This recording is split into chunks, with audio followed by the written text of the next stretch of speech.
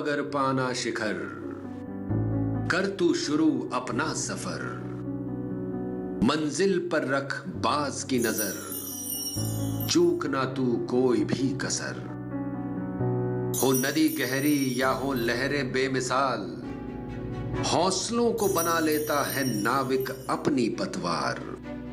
आए आंधी या आए लाख तूफान, ऊंची कर लेता है सारस अपनी उड़ान। आसानी से नहीं मिलती कोई मंजिल, कदम कदम पर संघर्ष करना पड़ता है। आसानी से नहीं बनता सपनों का घरौंदा, तिनका जोड़ना पड़ता है। करना है अगर मुट्ठी में ये जहान, भर लो तुम भी बाज सी उड़ान। पहन लो हौसला नाविक सा, छू लो तुम भी आसमान, छू लो आसमान।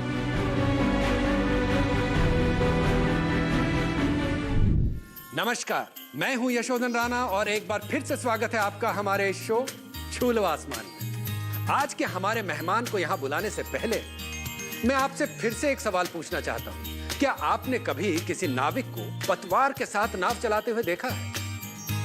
नाव चलाता हुआ नाविक लहरों के अनुकूल बिना किसी परेशानी के अपनी नाव चलाता रहता है, लेकिन जैसे ही लहरें प्रतिकूल हो जाती है, उसकी नैया डगमगाने लगती है। उन प्रतिकूल लहरों के बीच नाविक अपनी नाव को कैसे बचाए? यह परिस्थिति उसे मुश्किल सी लगने लगती है, लेकिन यही परिस्थिति उसके लिए सबसे बड़ी परीक्षा साबित होती है। अमेज़न के सीईओ जेफ बेजोस का कहना है कि मैं जानता था कि अगर मैं फेल हो गया तो मुझे इतना अफसोस नहीं होगा, लेकिन अफसोस इस बात का अवश्य होगा कि मैंने प्रयास ही नहीं किया। नाविक भी एक ही स्थिति में अपनी नाव को डूबने से बचा सकता है, अगर वो प्रतिकूल लहरों से लड़ने का प्रयास करना न छोड़े। हमारी आज की कड़ी में आने वाले मेहमान ने भी असफलता के डर को दरकिनार करते हुए प्रयास किया और फिर ऐसा चमत्कार हुआ जो अविश्वसनीय था। आइए देखते हैं ऐसा क्या किया उन्होंने। मनुष्य का जीवन यदि विचित्र है तो दिलचस्प भी, और यहां हर इंसान की जिंदगी अपने आप में अद्भुत है। किंतु जीवन है तो जीवन में संघर्ष भी है, और इस संघर्ष में कुछ निखर जाते हैं तो कुछ बिखर जाते हैं। और निखरने वालों की सूची में एक है सैवी थंगवेल। आइए सैवी थंगवेल के इस अद्भुत दिलचस्प जीवन यात्रा के दर्शन को चलते हैं। सैवी थंगवेल का जन्म तमिलनाडु के सेलम पड़ू पिल्लायन नामक एक छोटे से गांव में हुआ।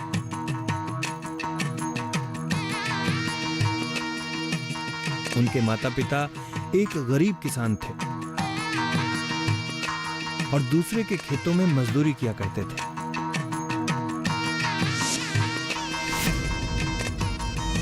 उनके माता पिता इतने गरीब थे कि वो अपने बच्चों को 2 वक्त का भोजन भी ठीक से नहीं दे पाते थे।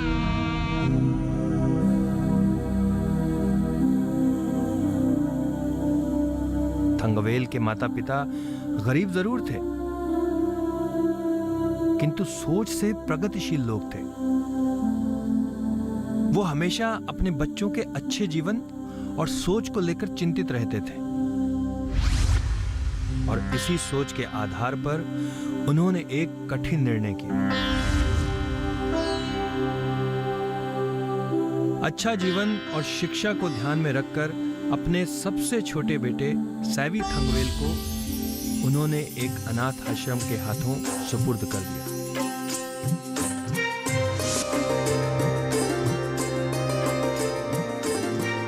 आठ वर्ष के बालक सैवी थंगवेल माता पिता को छोड़कर अनाथ आश्रम आ गए। यहां जिंदगी का नया पड़ाव शुरू हुआ।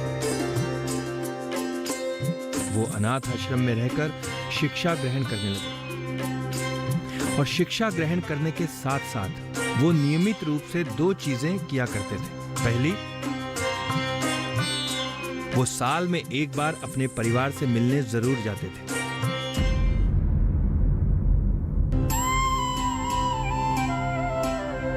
और दूसरी, अनाथ आश्रम में रहते हुए वहां की जमीन पर अनाथ आश्रम के लिए साग सब्जी उगाया करते थे। इसी तरह से उनका जीवन चलने लगा और वो बालक से युवा अवस्था में पहुंचे और उन्होंने अपनी 12वीं तक की शिक्षा पूरी की।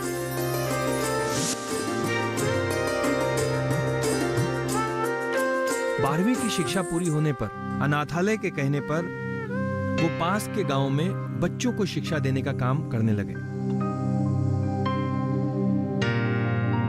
और इसी के साथ उनके जीवन का एक अहम पड़ाव आया। जिस अनाथालय में सैवी थंगवेल पले बड़े थे, उस अनाथालय को एक जर्मन संस्था अनुदान दिया करती थी। उसी जर्मन संस्था का एक दूसरा प्रोजेक्ट हॉस्टल बनाने के रूप में शुरू हुआ और उस हॉस्टल को संचालित करने के लिए अनाथ आश्रम वालों ने थंगवेल को वहां भेज दिया।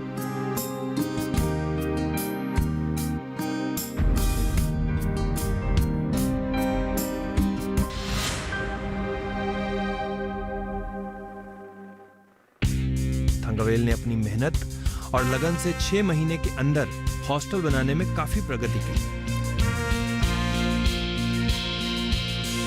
और ये रिजल्ट देखकर जर्मन संस्था के लोग आश्चर्यचकित रह गए। उन्हें विश्वास नहीं हो पा रहा था कि 6 महीने के अंदर हॉस्टल बनाने में इतनी तरक्की कैसे हुई और फिर उन्हें इसके पीछे के मुख्य कारक सैवी थंगवेल के बारे में पता चला।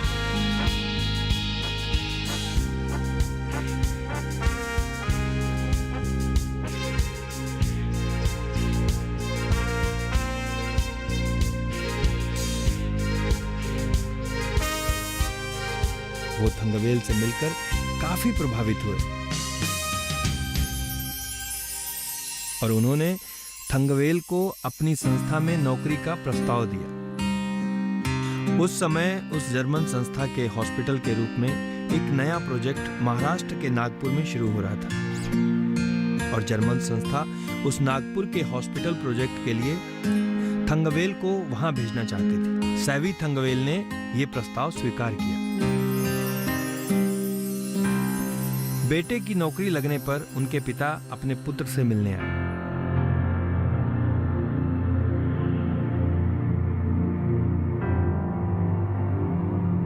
सैवी बेटा,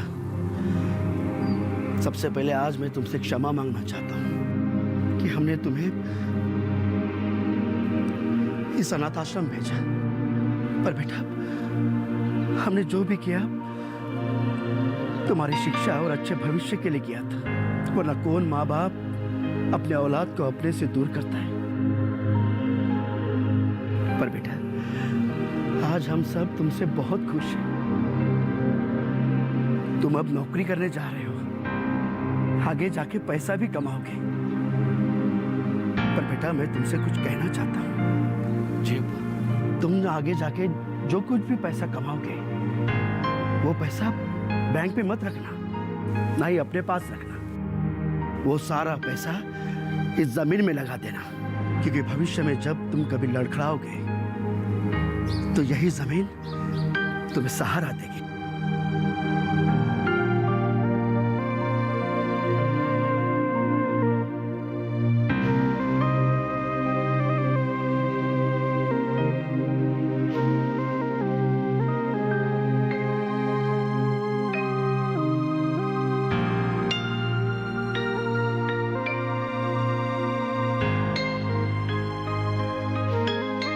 इसके बाद सैवी थंगवेल महाराष्ट्र के नागपुर आ गए।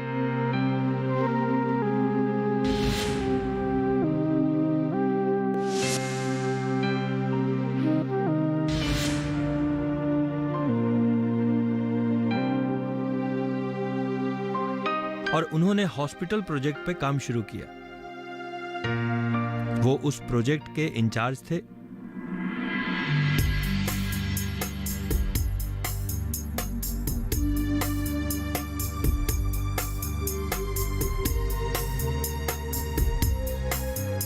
लेकिन उस समय जहां वो हॉस्पिटल बन रहा था, वहां रहने की कोई व्यवस्था नहीं थी और थंगवेल को प्रतीत हुआ कि उनका वहां रहना जरूरी है और उन्होंने अगले 3 महीने वहीं खुले आकाश के नीचे गुजारे और हॉस्पिटल बनवाना शुरू किया। हॉस्पिटल का काम चल रहा था, लेकिन गांव वालों को ध्यान में रखते हुए वहां डॉक्टर और नर्स नियमित रूप से आया करते थे। उन्हीं में से एक नर्स थी छत्तीसगढ़ की रहने वाली कनकलता। तब तक सैवी थंगवेल की शादी की उम्र हो चुकी थी, लेकिन दक्षिण भारत का कोई भी परिवार अपनी बेटी की शादी थंगवेल से नहीं करवाना चाहता था, क्योंकि वो नहीं चाहते थे कि उनकी बेटी तमिलनाडु छोड़कर इतनी दूर महाराष्ट्र जाए।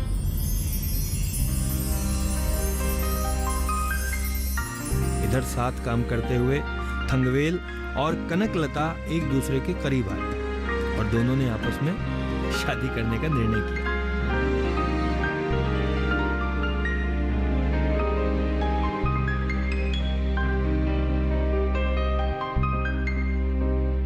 उनके इस निर्णय से आसपास के लोग कनकलता को भड़काने लगे।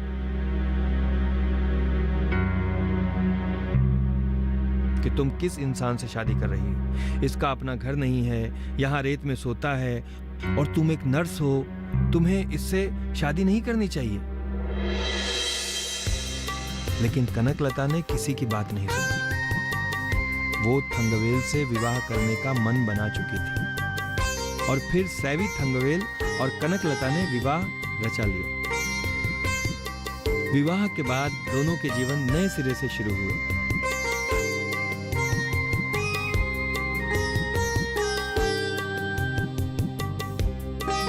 थंगवेल हमेशा से नई सोच और विचार वाले व्यक्ति थे।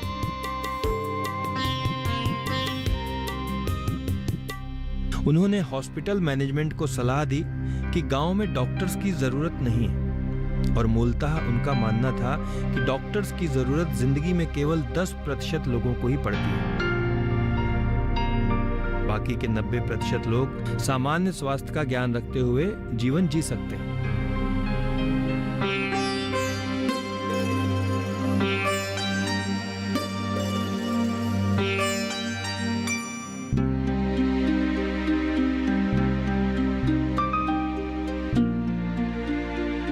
और इस विचार के तहत उन्होंने गांव के लिए हेल्थ वर्कर्स की ट्रेनिंग शुरू की।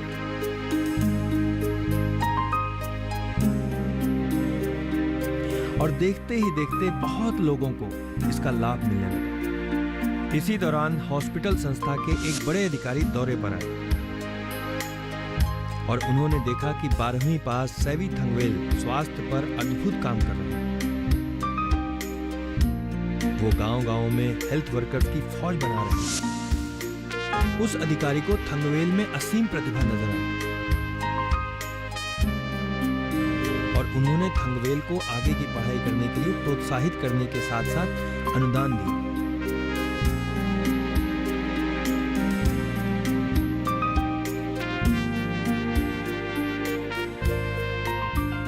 इसके बाद तो सैवी थंगवेल रुके नहीं और उन्होंने अपनी नौकरी के साथ कई उच्च शिक्षाओं की डिग्री ली। साइकोलॉजी में एमए, हॉस्पिटल मैनेजमेंट और एडमिनिस्ट्रेशन में एमए की शिक्षा प्राप्त की, तो साथ ही साथ एलएलबी की डिग्री भी प्राप्त की। उच्च शिक्षा की डिग्री प्राप्त करने के साथ साथ वो पिता की दी हुई शिक्षा को भी नहीं भूले थे और अपनी आमदनी में से उन्होंने पैसे जोड़कर सबसे पहले 2 एकड़ जमीन खरीदी और अपनी नौकरी के साथ साथ उस जमीन पर खेती करने लगे।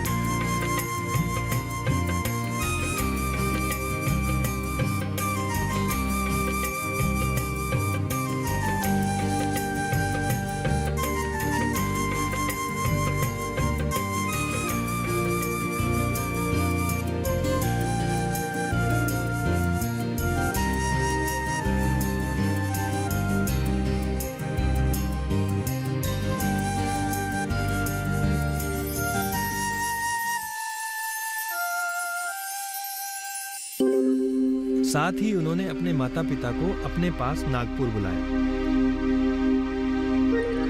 बेटे की तरक्की देखकर माता पिता काफी खुश और गौरवान्वित हुए।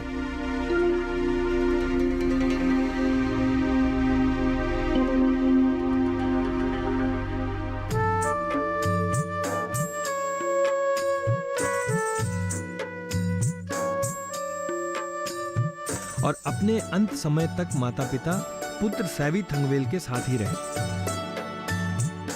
थंगवेल अपनी नौकरी के साथ-साथ अपनी 2 एकड़ जमीन पर खेती करने लगे। वो सुबह 5 बजे उठकर खेत में चले जाते।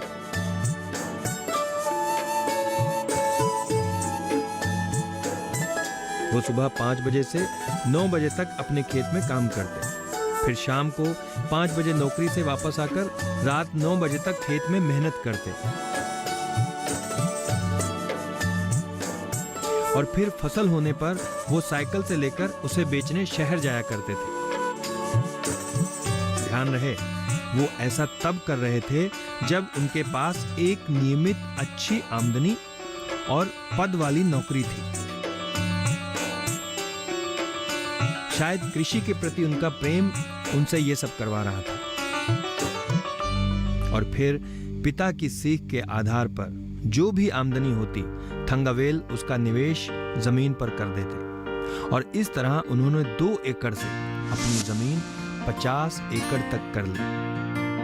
इसी दौरान उनकी मुलाकात एक ऐसे इंसान से हुई जो तमिलनाडु में खजूर की खेती करते थे। ये जानकर थंगवेल आश्चर्यचकित रह गए कि तमिलनाडु में खजूर की खेती कैसे संभव है, और अपनी इस उत्सुकतावश वो उस इंसान से मिले और बातचीत चर्चा के दौरान उस इंसान ने बताया कि वो पहले सऊदी अरब में नौकरी करते थे और वहां उन्होंने खजूर की खेती देखी थी और उन्होंने महसूस किया कि खजूर की उत्पत्ति गर्म प्रदेश में होती है, और क्योंकि तमिलनाडु भी एक गर्म प्रदेश है इसलिए उन्होंने खजूर की खेती शुरू की।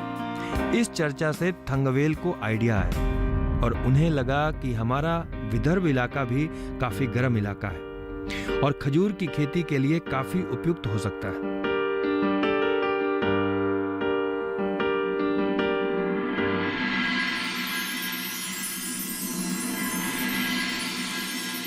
और फिर अपनी इस योजना को कार्यान्वित करने के लिए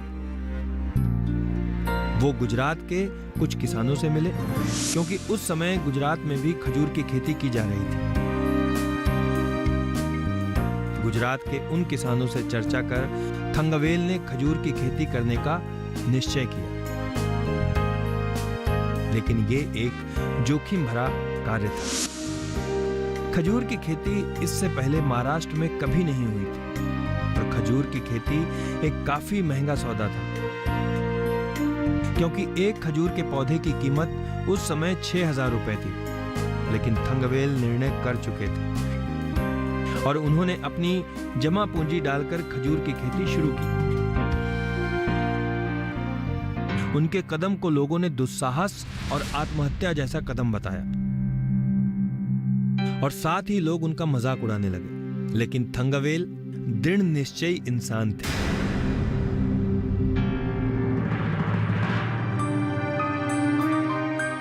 उन्होंने खजूर की खेती पर मेहनत की और मेहनत रंग लाई और उनके खेत में खजूर ही खजूर नजर आने लगे।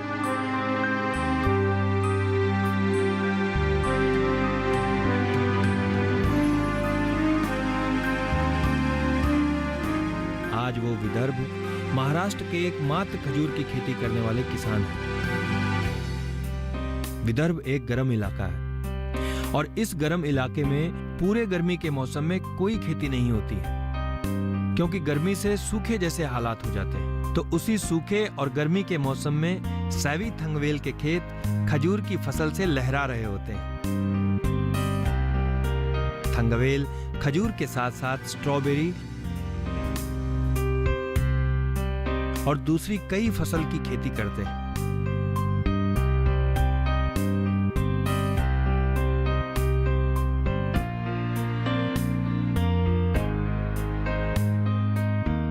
आज वो एक सफल किसान है। इसके साथ साथ वो सामाजिक कार्य से भी जुड़े हुए हैं। वो खजूर की खेती को प्रोत्साहन देने के लिए और किसानों की मदद करने के लिए उन्होंने अपने फार्म में एक ट्रेनिंग सेंटर खोल रखा है, जहां वो किसानों को निःशुल्क ट्रेनिंग देते हैं।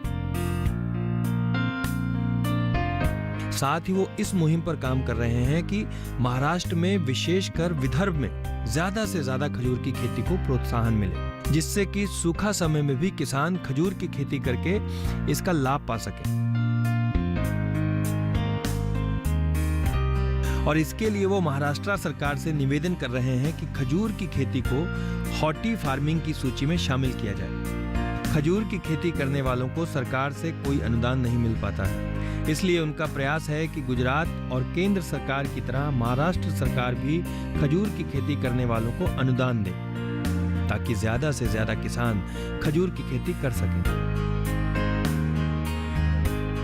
आज सैवी थंगवेल सफल किसान के साथ साथ एक सफल व्यक्ति और संतुष्ट व्यक्ति हैं।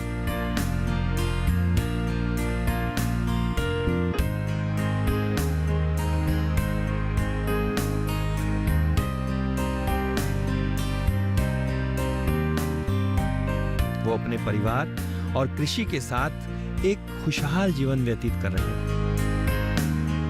71 वर्ष के होने के बावजूद थंगवेल की ऊर्जा देखते बनती है। वो आज भी कृषि और समाज सेवा में एक्टिव है।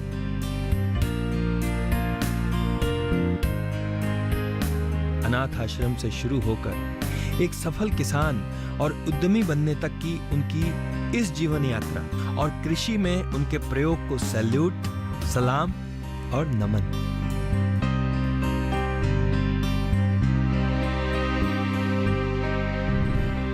अद्भुत। अपने पिता की सीख को गांठ बांधते हुए सैवी थंगवेल ने ऐसा कर दिखाया जो अभी तक किसी ने नहीं किया था। उनकी जिंदगी की और भी रोचक बातों को विस्तार से जानेंगे, लेकिन एक छोटे से ब्रेक के बाद। 2009 में हमने पहले बार खजूर का झाड़ लगाए। गांव का लोग है वो सभी हमको हंसते थे। गवर्नमेंट का बड़ा बड़ा अधिकारी लोग है, वो गाड़ी खड़ा करके अपना गाड़ी दूसरों लोग को बताता था, ये देखो या हम पागल, ऐसा भी पागल लोग रहते हैं। छू लो आसमान।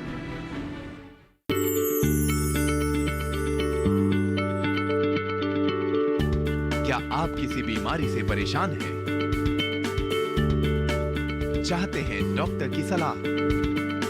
तो हम हैं आपके साथ, बताएंगे आपको जीने की राह। समस्याएं आपकी, समाधान देश के मशहूर विशेषज्ञों के। घर बैठे बात करें देश के जाने माने डॉक्टरों से।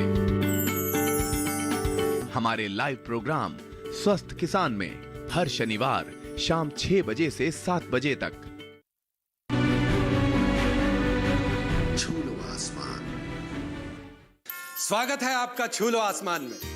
ब्रेक में जाने से पहले हमने सैवी थंगवेल की जीवन यात्रा देखी। इस प्रेरणादायक जीवन यात्रा को देखने के बाद मैं और इंतजार नहीं कर सकता, तो चलिए मंच पर बुलाते हैं विदर्भ जैसे गर्म इलाके में पहली बार खजूर उगाने वाले नागपुर महाराष्ट्र के किसान सैवी थंगवेल को। नमस्कार। नमस्कार जी। ये आप क्या लेकर आ गए? सर ये स्ट्रॉबेरी है। अच्छा, आप तो खजूर के लिए जाने जाते हैं, तो आप स्ट्रॉबेरी भी उगाते हैं? जी, खजूर धूप काल में होता है, जून जुलाई में। अच्छा, अभी विंटर का टाइम है तभी ये होता है, दिसंबर जनवरी फरवरी में। तो ये आपने कब से शुरू किया? गए 5 साल से कर रहे हैं। नागपुर में पहले बार है, खा के देखिएगा। बेहतरीन है। आपका बहुत बहुत धन्यवाद कि आप हमारे लिए इतने स्वादिष्ट स्ट्रॉबेरीज लेकर आए। आपका स्वागत है सर जी। तो ये आपको आइडिया पहले कैसे आया कि स्ट्रॉबेरी उगाएं? इसके पीछे कोई कहानी है? सर कहानी तो बहुत है। हमारा फैमिली एक बार को एक कार्यक्रम के लिए स्कॉटलैंड गए थे। अच्छा। वहाँ जाके हम देखा, वहाँ हजारों एकड़ में स्ट्रॉबेरी उगाते लोग। जी। अभी हमको स्ट्रॉबेरी खाने का बहुत मन होता था, लेकिन आपको मालूम है वहाँ बहुत महंगा है, और जो किसका मेहमान हम गए, किसका घर में रखे, अभी उनको आप ये तो नहीं बोल सकते हमको स्ट्रॉबेरी खिलाओ। जी। फिर हमारा मन में आया अपन क्यों नहीं कर सकते, कम से कम हमारा अपना अपन खाने के लिए क्यों नहीं कर सकते। जी। उसके लेके हमने वापस आने के बाद लगाए, थोड़ा बहुत लगाए, बहुत अच्छा सक्सेस हुआ। जी। इसलिए उसमें से हम काफी लगाना शुरू कर दिए। जी, बहुत अच्छी बात है। तो सभी जी, मैं एक चीज देख रहा हूँ कि आपके अंदर एक अद्भुत ऊर्जा है। ये जो एनर्जी आपके अंदर है, ये आपको कहाँ से मिलती है? साहब एनर्जी तो औरत से मिलता है। अच्छा, तो आपको वाइफ, आपकी वाइफ से मिलती है? जी, क्योंकि मैं ये मजाक नहीं बोल रहा हूँ, क्योंकि मैं आता हूँ साउथ से और मेरा औरत आती है कि छत्तीसगढ़ से, नॉर्थ से। अच्छा, अभी हम लोग कभी औरत का साथ नहीं दिया तो हम कहीं नहीं रहता था आज। सभी जी, आपके परिवार की आर्थिक स्थिति पहले कमजोर थी, उस कारण आपको अनाथ आश्रम में भी कुछ समय गुजारना पड़ा। निश्चित रूप से आपके माता पिता के लिए एक कठिन निर्णय रहा होगा। तो उस समय आपकी क्या मनोदशा थी और आपका कैसा अनुभव था? हमको तो हमारा माँ बाप छोड़ ही दिए थे, अनाथ आश्रम में छोड़ दिए थे, और हमको वहीं ये सीखने का भी मिला, क्योंकि छुट्टी के टाइम में वहाँ काम करना पड़ता था। खेती में काम करते थे, वहाँ सभी प्रकार का काम करते थे। सभी जी, आपके पिताजी ने आपको एक सीख दी थी बचपन में कि पैसे को बैंक में जमा मत करो, हाथ में मत रखो, उसे जमीन में डालो, मतलब जमीन में इन्वेस्ट करो। तो उसका आपको कितना फायदा हुआ? जो हमारा पिताजी ने हमको जो मंदिर दिया, बेटा तो पैसा का मट्टी में डालो, जी तब तो हमको बहुत आश्चर्य लगा, मट्टी में क्या डालना है। जी, लेकिन जो हमने किए, मट्टी में हमने पैसा का डाला, वो बहुत काम दिए हमको। आज जिंदगी में मैं जो हूँ वो मंदिर के कारण ही क्यों हूँ, बिना उसके हमारा कुछ भी नहीं होता था। तो अब हम आते हैं कि आपकी खजूर की खेती के बारे में, जिसके लिए आप प्रसिद्ध हैं। तो खजूर के बारे में आपने कैसे विचार किया कि इसकी खेती शुरू की जाए? ये 2003-2004 में गवर्नमेंट का एक प्रोग्राम वहाँ आए, मिहान बोल के है, आज कार्गो प्रोजेक्ट है, उसमें हमारा पूरा जमीन चले गए। कम से कम 40-45 एकड़ जमीन घर सभी वो प्रोजेक्ट में चले गए। हमको गवर्नमेंट की तरफ से जो कंपनसेशन मिला, लेकिन हमारा पूरा का पूरा चला गया, कुछ भी नहीं था। फिर हमको इधर उधर ढूंढना पड़ा क्या करने का। हमने कुछ ज़मीन खरीदे, नया ज़मीन खरीदे, वहाँ आके बैठे और वहाँ मकान बनाए, वहाँ खेती बाड़ी करना शुरू किए। कुछ भी वहाँ आप फसल डाले, वो जंगली जानवर आके पूरा खत्म कर देते थे। एक ही रात में पूरा खत्म करके निकल जाते थे। हम तो 2 साल परेशान हो गया था। फिर इतने में हमको सुनने में आया खजूर अपना जगह में आता है। अलग अलग जगह में जाके देखा कहाँ कहाँ खजूर कौन लगाया भाई। उसका देख के हमने 2009 में हमने पहले बार खजूर का झाड़ लगाया। तो ये मैं आपसे जानना चाहता हूँ कि नागपुर तो संतरे के लिए ज्यादा प्रसिद्ध है, तो आपने खजूर के बारे में क्यों सोचा? आपको क्यों ऐसा लगा कि खजूर ही उगाना चाहिए? क्योंकि आप संतरा भी उगा सकते थे। साहब, नागपुर तो बहुत फेमस है संतरा के लिए, लेकिन तकलीफ क्या हो जाते, ये पूरा का पूरा संतरा होने के कारण वो फल आने के टाइम में जो आंधी तूफान एक आता है, अच्छा, और उसमें पूरा का पूरा संतरा नीचे गिर जाता है, और अच्छा से संतरा आया तो उसका प्राइस एकदम कम हो जाता है। आप उसको जो तोड़ के बेचने लायक भी उसका पैसा आपको नहीं मिलता। ये तकलीफ सब कुछ था हो, तो इसलिए हमने सोचा उसमें संतरा में जाने में कोई फायदा नहीं है। और आप पहले किसान थे जिन्होंने ऐसा सोचा? पहले लगाए हमने, और हमारा खेती एकदम रोड के किनारे में है। हम लगा के रोज सुबह 6 बजे जाके पानी डालते थे। वहाँ जो रोड में आने जाने वाला लोग है, गांव का लोग है, वो सभी हमको हंसते थे, ये तो पागल हो गया बोले। वो यहाँ का एक लुंगी वाला है, वो झाड़ को अपना सिंधी झाड़ लगाया है, सिंधी झाड़ लगा के उसको पानी दे रहा है। ये झाड़ू बनाने वाला है, अच्छा, आगे झाड़ू बना के बेचने वाला है। ये पूरा गांव पूरा ये हो गया पूरा। तो गांव में क्या उस समय ज्यादा लगाते थे लोग? गांव में अपना सोयाबीन है, अपना जो है गेहूँ है, अपना नॉर्मल कपास है, ये लगाते थे। और गांव का लोग बोला ये तो ठीक है, लेकिन जो गवर्नमेंट का बड़ा बड़ा अधिकारी लोग है, उन लोग भी वो रोड में जाते थे। उन लोग भी यही बोलते थे ये पागल हो गया, ये तो सिंधी का झाड़ लगा के कर रहा है। ये क्यों मैं ये बोल रहा हूँ, ये पर्टिकुलरली एक फॉरेस्ट ऑफिसर था, वो हमारा रोड से ही जाना पड़ेगा आगे उनको। वो गाड़ी खड़ा करके अपना गाड़ी दूसरों लोग को बताता था, ये देखो यहाँ हम पागल, ऐसा भी पागल लोग रहते हैं। अच्छा, ये खुद आके हमको बोला। 4 साल के बाद जो हमारा पहला फ्रूट आया है, उनका इतना आश्चर्य लगा, वो देख के उनको सहन नहीं सका। वो मेरे पास आए, आके बोला माफ करो बोले तंगवेल जी। मैंने बोला क्या हो गया साहब, हम क्यों माफ करेंगे आपको। नहीं मैं एक बताता हूँ बोले, मैं बहुत लोग का बताया बोले, यहाँ एक पागल है ये तेरे को पानी दे रहा, लेकिन हमको ये मालूम नहीं था ये खजूर का झाड़ है, तुम तो यहाँ सोना उखाड़ना चालू कर दिया बोले। वो खुद पैसा दे के किलो 300 रुपया का हिसाब से ये कुच्चा पूरा का पूरा 3000 रुपया का लेके गया खुद। अच्छा, अपना घर के लिए। मतलब सभी ने आपका विरोध किया, मतलब साथ किसी ने नहीं दिया आपका? साथ नहीं दिया साहब। तो ये उस खजूर की खेती में उसको आपको जानवर का इसमें प्रॉब्लम नहीं हुआ जैसे आपको दूसरे खेती में होता था? ये खजूर का पत्ती जो है साहब उसमें पूरा काटी रहता है। अच्छा, इसलिए जानवर उसमें मुंह लगाते नहीं, अच्छा, खाते नहीं उसको। तो ये भी अच्छा हो गया जी। सिर्फ बंदर आता है, बर्ड्स आते हैं फ्रूट्स खाने के लिए, उसको हम लोग बंदोबस्त करते हैं, उसको हम जाली लगा के उसको प्रोटेक्ट करते हैं जी। तो आपकी जो खेती में दिलचस्पी है वो आपकी बचपन से ही थी, क्योंकि आपके पास तो एक नियमित सैलरी वाली जॉब थी, उसके बावजूद भी आप सुबह शाम समय निकालकर कुछ ना कुछ खेती करते रहते थे। और जब आप सुनाए अनाथ आश्रम में भी थे तो वहाँ भी कुछ साग सब्जी वगैरह आप उगाते रहते थे। तो ये दिलचस्पी आपको बचपन से ही थी? मतलब बचपन से ही थी जी हाँ। जो हम लोग, अब मैं पहले बताया था, हॉस्टल में जो रहने के टाइम में, छुट्टी के टाइम में हम रहते हैं, वहाँ काम करना पड़ता है वो तो। अभी हम लोग वहाँ नया करते, नया हम खेती करते थे, वहाँ से सब्जी उगाते थे। और उसके बाद जो मैं इधर नागपुर में आए, उसके बाद भी जो छोटा मोटा खेती खरीदा, तभी भी मैं सुबह 5 बजे उठ के खेती में करते थे, शाम को भी करते थे। अभी हमारा जो वेजिटेबल है वो बहुत फेमस था हमारा मार्केट में। लोग बैठे रहते, ये लड़का कब आएगा वहाँ बेचने के लिए। इसलिए हम पहले से पूरा का पूरा उसमें खेती में करते थे और हमको खुशी होता था। कभी भी ये नहीं सोचा था ये क्या काम करना, नहीं ऐसा नहीं हो। तो हमको खुशी होता था, जो फ्लावर आता है, फ्रूट आता है, उसको हम ले जाते। तो ऐसा क्या विशेष था आपकी सब्जियों में जो आपका लोग इंतजार करते थे? हम मट्टी के साथ मिल गए साहब, मट्टी के बिना होता ही नहीं। वो तो मट्टी का लेके ही हम करते थे, इसलिए अलग प्रकार का हमारा रहते हो। अच्छा, एक और चीज मैं देख रहा हूँ कि आप ये छड़ी आपके पास हमेशा रहती है, तो इसके पीछे कोई विशेष कारण है?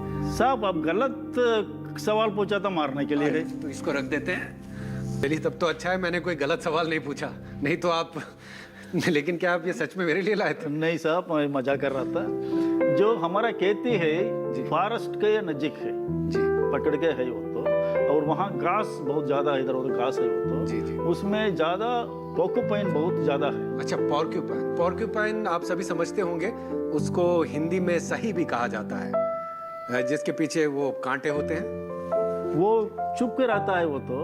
अच्छा, और हाथ में नजदीक जाते बराबर वो पूरा काटा। अच्छा, जी हाँ, वो बहुत डेंजरस होता है। उसके कारण मैं हमेशा हाथ में ये लकड़ी रखता है। चलिए, मैं तो बच गया। मतलब भीड़ से अलग चलने की तो हर कोई सोचता है, लेकिन भीड़ से अलग चलते हुए अथक प्रयास से मंजिल तक पहुंचने की जिद ही औसत और विशिष्ट का अंतर दर्शाती है। सैवी थंगवेल ने भी यही किया।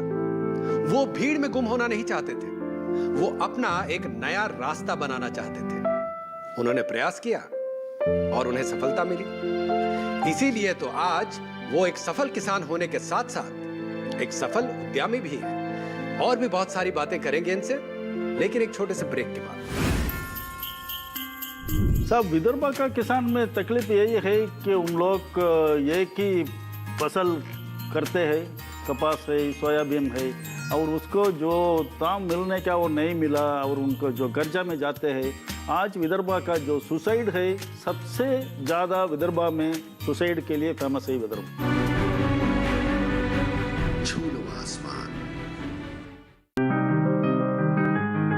बीमारियों से कैसे बचेगी फसल?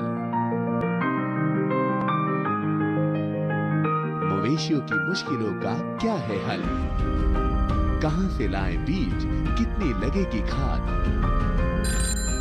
किसानों के हर फोन का विशेषज्ञ देंगे जवाब। देखिए हेलो किसान लाइव, सोमवार से शुक्रवार शाम 6 बजे।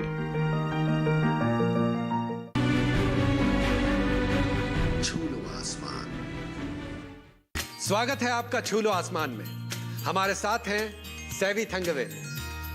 कहते हैं दृढ़ रहने की इच्छा शक्ति ही सफलता और असफलता के बीच अंतर दर्शाती है। इसी दृढ़ इच्छा शक्ति से सेवी थंगवेल ने सफलता हासिल की, लेकिन सफलता के इस रास्ते में उन्हें कई रुकावटें भी आई, जिन्हें वो एक एक करके पार करते रहे। आइए इसी से जुड़े कुछ सवाल हम सेवी जी से करते हैं। आपने सोशियोलॉजी में एमए किया, हॉस्पिटल एडमिनिस्ट्रेशन एंड मैनेजमेंट में एमए किया, सोशल वर्क में मास्टर्स किया, बीए एलएलबी भी आपने किया, उसके बाद आपने खेती भी की। तो इतना सब कुछ आप कैसे कर पाए? साहब ये एक चैलेंज का रूप में आए जी। जो हम हॉस्पिटल में एडमिनिस्ट्रेटर का काम शुरू किए जी, वहाँ तो आपको मालूम है पूरा डॉक्टर्स थे, अपना बड़ा बड़ा डॉक्टर लोग थे। अभी उनको नॉर्मल लोग, हम लोग डॉक्टर को भगवान मानते, सही हम भी मानते, लेकिन उनका दिमाग में ऐसा हो जाते बाकी लोग कुछ भी नहीं है। अभी वहाँ ऐसा एक वातावरण आ गया था, डॉक्टर लोग ये डॉक्टर नहीं है फिर भी वो एडमिनिस्ट्रेटर है, हमको ये कंट्रोल करता। ये स्थिति में हमारा दिमाग में फिर यह भी एक भावना आए, हम इससे ज़्यादा करके दिखाएंगे। इसलिए हम एक एक करना शुरू किए, एमए किए, सोशियोलॉजी में किए और मास्टर डिग्री किए, सब कुछ किए। फिर हम मीटिंग में बोलते डॉक्टर लोग का, साहब आप सिर्फ एक डिसिप्लिन में आप मास्टर डिग्री किए, हमारे पास 4 5 है, सो दूसरा का कम मत समझिए। बिल्कुल। एक और बात जो आपकी हमने सुनी है कि आप दूसरे किसानों को निःशुल्क ट्रेनिंग देते हैं। ये तो बहुत अच्छी बात है, इसके बारे में कुछ बताइए। जी, क्योंकि हम लोग, हमारा खेती में लोग देखने के आते हैं, गांव का लोग आते हैं, शहर का लोग आते हैं, काफ़ी लोग आते हैं, बाहर का लोग आते हैं, बहुत लोग आते हैं देखने के लिए। उनका इच्छा यही रहता है हम की सीखना मांगते हैं, उसके कारण हम ये ट्रेनिंग शुरू किए। वो खजूर का बारे में ट्रेनिंग देते हैं, हम लोग अपना स्ट्रॉबेरी कैसे उगाना उसके बारे में देते हैं, और ऑर्गेनिक फार्म कैसे करना वो देते हैं, बटेर पालन कैसे करना वो देते हैं, और मशरूम कैसे उगाना वो देते हैं। इसलिए भिन्न भिन्न प्रकार का हम लोग ट्रेनिंग देते हैं, अपना गांव वाला का और शहर वाला का जो भी इच्छा होते हैं उनको हम हमारा जहां में ट्रेनिंग देते हैं। और ये भी है कि आप खजूर की खेती को आगे बढ़ाने के लिए काफ़ी कुछ कर रहे हैं। आपने महाराष्ट्र सरकार से भी बात की, हमने सुना है। जी, ये बात बहुत बहुत महत्व का बात है, क्योंकि आज लोग खजूर लगाना मांगते हैं, बहुत लोग लगाना मांगते हैं, और विदर्भ का क्लाइमेट इसके लिए बहुत अच्छा है। इसमें तकलीफ यही है, ये खजूर का प्लांट बहुत महंगा है। अच्छा। कारण ये है, ये टिश्यू कल्चर प्लांट है। ये टिश्यू कल्चर प्लांट आता है इंग्लैंड से आता है। इंग्लैंड में ग्लास्टनबरी बोल के एक जगह है, वहाँ इसका लेबोरेटरी है, वहाँ इसका पौधा बनता है, टिश्यू कल्चर प्लांट। अच्छा, यहाँ इंडिया में नहीं? इंडिया में नहीं बनता। और वहाँ से ही उन लोग पूरा अरेबियन कंट्रीज और कैलिफोर्निया, ऑस्ट्रेलिया, सभी जगह को वहाँ से बेचते हैं। और ये प्लांट आते आते अपना जगह में आते आते इसका जो दाम है बहुत महंगा हो जाता है। आज का दिन में ये 4000 के ऊपर है एक प्लांट। गुजरात गवर्नमेंट ने, जो मिस्टर मोदी साहब जो वहाँ का चीफ मिनिस्टर था, तभी उनको 60% इसको सब्सिडी दिया। अच्छा। और आज कच्छ एरिया में पूरा का पूरा ये खजूर का खेती है जी। और राजस्थान गवर्नमेंट अभी 90% तक इसको सब्सिडी दे रहा है। अच्छा। वो वहाँ का रेती का जमीन है, उसको पूरा का पूरा उन लोग खजूर का जमीन करना मांगते हैं। अच्छा। वहाँ ये प्रयोग चालू है। लेकिन अपना महाराष्ट्र में अनफॉर्चुनेटली ये खजूर का नाम हार्टिकल्चर का लिस्ट में ही नहीं है। अच्छा। ये हार्टिकल्चर का लिस्ट में नहीं होने के कारण जो फार्मर का लोन नहीं मिलता, सब्सिडी नहीं मिलता। इसलिए हमारा प्रार्थना अपना गवर्नमेंट का पास यही है, ये नाम उसमें इंक्लूड करिए। हम पैसा नहीं मांग रहे जी, सब्सिडी नहीं मांग रहे। तो यही आप हमारा प्रार्थना यही है कि जी हॉर्टिकल्चर के इसमें जी ऐड करना चाहिए। ये नेशनल हॉर्टिकल्चर बोर्ड में नाम है जी। सेंट्रल गवर्नमेंट इसको सब्सिडी देता है जी। लेकिन महाराष्ट्र में ये नहीं। अच्छा, आपसे एक व्यक्तिगत सवाल करूंगा।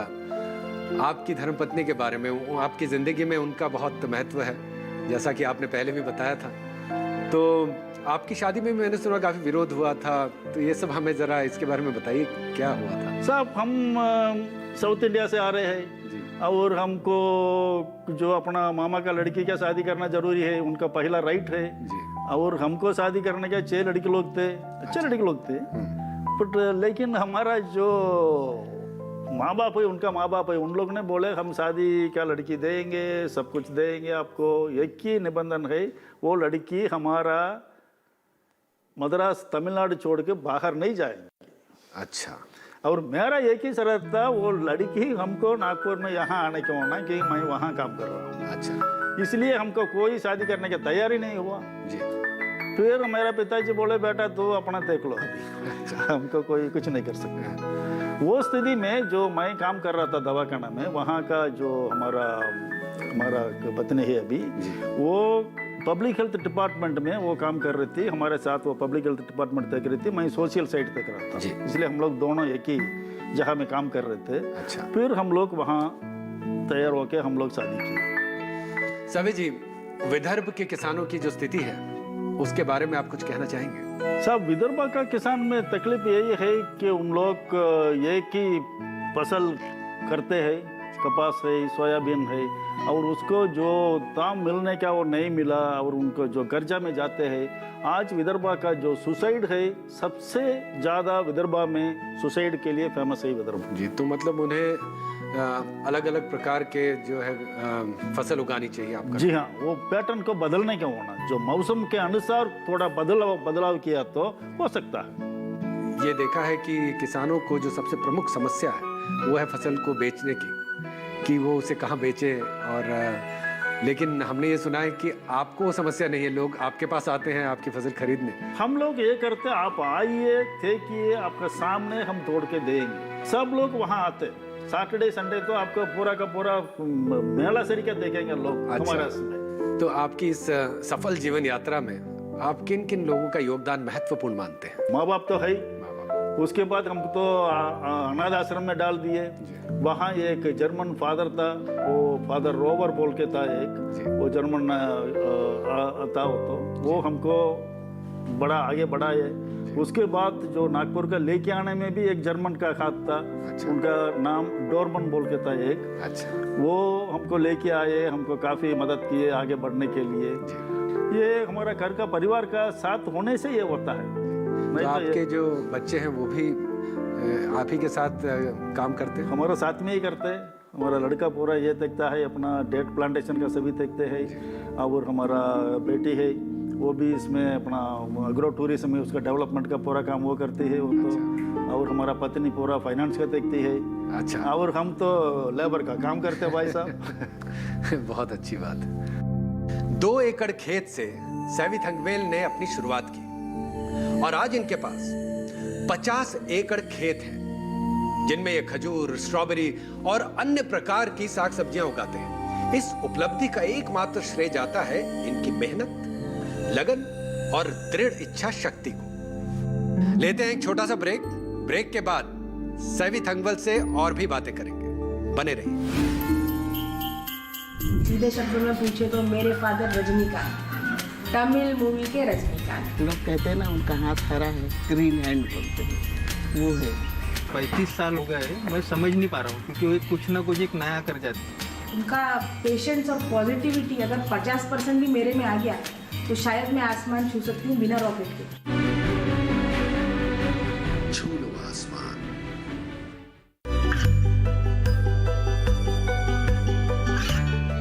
गांवों और पिछड़े क्षेत्रों में सरकारी योजनाओं की जानकारी पहुंचा।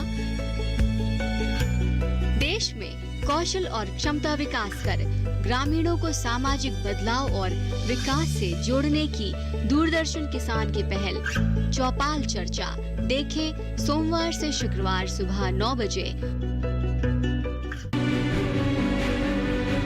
छू लो आसमान। स्वागत है आपका छू लो आसमान में। हमारे साथ हैं सेवी थंगवेल। कई ऐसी परिस्थितियां आई जब सेवी थंगवेल अकेले पड़ गए, लेकिन इनके परिवार वालों ने इन्हें कभी अकेले पड़ने नहीं दिया। बचपन में अनाथालय में पलने के बावजूद भी इनके माता पिता हर साल इनसे मिलने आते थे। और इनकी धर्म पत्नी तो हर परिस्थिति में इनके साथ खड़ी नजर आई। आइए देखते हैं इनके बारे में और क्या कहते हैं। सीधे शब्दों में पूछे तो मेरे फादर रजनीकांत, तमिल मूवी के रजनीकांत। मेरे पापा रजनीकांत ही है सर। मद्रास से सिर्फ एक सूटकेस और एक लुंगी में आए थे, बनियान और शर्ट में। आज देखिए सर कहाँ खड़े हैं। उनकी लाइफ से अगर मैं लेसन लेती हूँ तो उनका पेशेंस और पॉजिटिविटी अगर 50% भी मेरे में आ गया तो शायद मैं आसमान छू सकती हूँ बिना रॉकेट के। उनकी में तो बहुत क्वालिटी है, बोलूँगी तो कम लगेगा, क्योंकि वो जिस चीज़ में हाथ लगाते हैं, जो चीज़ भी करते हैं, अभी तक लॉस तो हुआ नहीं है। लोग कहते हैं ना उनका हाथ हरा है, ग्रीन हैंड बोलते हैं, वो है। 35 साल हो गए, मैं समझ नहीं पा रहा हूँ, क्योंकि वो कुछ ना कुछ एक नया कर जाते हैं। और दूसरों के लिए ऐसा है कि उनको पता है कि मैं अगर कुछ करता हूँ तो वो आगे सक्सेस होना ही होना है। बहुत ही अच्छे इंसान हैं और वो स्ट्रॉबेरीज ग्रो किए थे और डेट्स भी उन्हीं ने, उनका ही आइडिया था ये सब। मेरे पूरे टीचर्स को मालूम है कि ये सिर्फ मैं ही एक लड़की हूँ जो स्ट्रॉबेरीज एंड डेट्स ग्रो करती हूँ। फादर इन लॉ का, मेरे अपा जी का कहना था कि जैसे कि खेती और किसानी के बारे में अगर हम बोले तो हमारे मन में पहले ही ये सवाल आता है कि हल चलाना या ट्रैक्टर चलाना। एक फार्मर होके उन्होंने टेक्नोलॉजी को इतना यूटिलाइज किया है, उस चीज के लिए मैं बहुत ज्यादा प्रेरित हूँ उनसे। सच में अपनों का अगर साथ मिल जाए तो कोई भी निर्णय लेना आसान हो जाता है। सेवी थंगवेल को भी अपने हर निर्णय में अपने परिवार वालों का साथ मिला, इसीलिए तो आज वो सफल किसान की श्रेणी में हैं। अभी लेते हैं एक छोटा सा ब्रेक के बाद सेवी थंगवेल आप लोगों से कुछ कहेंगे। बने रहिए हमारे साथ। फार्मर बोलने में शर्म नहीं आने के होना। कितना ज़्यादा मट्टी में काम करते उतना ही आप आगे बढ़ सकते हैं। वो कभी मट्टी आपको मुंडी को नीचे करना नहीं देंगे, लेकिन छूलो आसमान। जी, छू लो आसमान। ये कामयाबी है अन्नदाता की। ये कहानी है खेत और खलिहानों की। कैसे करें अपने पशुओं की देखभाल, जानिए गांव-गांव के किसानों का हाल। देखिए गांव किसान, सोमवार से शुक्रवार दोपहर 12 बजे सिर्फ डीडी किसान पर। छू लो आसमान। स्वागत है आपका छू लो आसमान में। सेवी थंगवेल की जीवन यात्रा हमें बहुत कुछ सिखाती है। हम अपनी जिंदगी में कुछ करना तो चाहते हैं, लेकिन असफलता के डर से रुक जाते हैं। सेवी थंगवेल की जीवन यात्रा हमें यह सिखाती है कि अगर हम असफलता के डर को अपने मन से निकाल दें और मेहनत और दृढ़ इच्छा शक्ति से उस कार्य को करते रहे तो आसमान छूने की बारी हमारी होगी। सेवी थंगवेल से हम ये निवेदन करते हैं कि वो हमारे दर्शकों और किसानों को कुछ कहें। किसानों को और जो नया पीढ़ी को हम यही बोलना मांगते हैं, आपको किसान फार्मर बोलने में शर्म नहीं आने के होना। मट्टी में अपना हाथ को काम करने के लिए कोई श्रम नहीं जाना चाहिए। कितना ज़्यादा मट्टी में काम करते उतना ही आप आगे बढ़ सकते हैं। एक बार आप मट्टी में अपना हाथ से खुद मेहनत किए, वो कभी मट्टी आपको मुंडी को नीचे करना नहीं देंगे, लेकिन छूलो आसमान। जी, और क्या चाहिए आप? जो हमारा फार्मर्स है आज, वो पुराना स्थिति को छोड़ के जो नया तरीका में आने के होना, नया अपना जो वातावरण है उसको लेके हम आगे बढ़ने के होना, अपना पैटर्न को बदलने के होना, कुछ नया तरीका से। बहुत लोग आज कर रहे हैं, ऐसा नहीं शुरू हुआ ऐसा। काफ़ी युवक लोग उसमें आगे, युवती कर रहे हैं भिन्न भिन्न जगह में। बहुत अच्छा अभी आ रहा है, इससे ज़्यादा आना चाहिए। सभी आने से बहुत कुछ हो सकता है। फार्मर्स बिल्कुल सामने होगा अपना, इसमें हमको कोई डाउट नहीं है। हमारा विदर्भा में तो हमको पूरा का पूरा विश्वास है, खजूर हमारा विदर्भा में लगाया तो Vidarbha can be a big hub for खजूर, ये हो सकता है। उसका क्लाइमेट, हमारा क्लाइमेट उसके लिए बहुत बहुत अच्छा है वो तो। और हमारा ड्रीम वही है, आगे आने वाला दिन में हमारा विदर्भा का खजूर पूरा देश में फैलेगा और आएगा, यही हमारा आशा है। अब समय आ गया है आप लोगों से विदा लेने का। छू लो आसमान की अगली कड़ी में हम और भी ऐसे दृढ़ इच्छा शक्ति वाले किसानों से मिलेंगे जिन्होंने कृषि जगत में सितारा बनकर आसमान को छुआ है। तब तक के लिए आप लोगों से विदा लेता हूं इस उम्मीद के साथ कि आपका और हमारे देश का कृषि भविष्य उज्जवल रहे, आप सुरक्षित रहे और सफल रहे। धन्यवाद।